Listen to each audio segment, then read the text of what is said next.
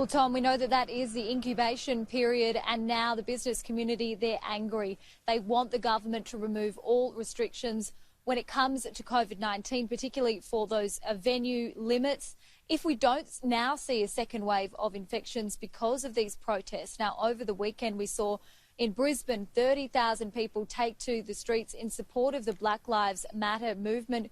We do know, however, that the organisers of those protests, they were wanting people to wear face masks and practice good hygiene, but it has to be said there wasn't a lot of social distancing going on.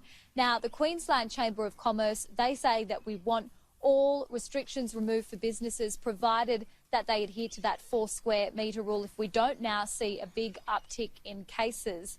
The next date for our roadmap to recovery, it is June the 12th. That's when we can see 20 patrons allowed in venues. The final stage, July 10, 100 people allowed in venues, and that's when we are hoping to see the reopening of theme parks here on the Gold Coast. But it is still a big point of contention when it comes to Queensland's border closure. The Premier is still unable to commit to a date for when those restrictions will be lifted. Now, we have seen a state MP today. He's taken that matter into his own hands, erecting a sky-high billboard in protest of these restrictions. We've got taxi drivers who have got no work. We've got empty coffee shops. Our caravan parks are empty because there are soldiers on our borders stopping caravanners from coming in and filling those caravan parks up. It's just devastating for the people of Queensland, and the Premier's just been so inconsistent with this argument.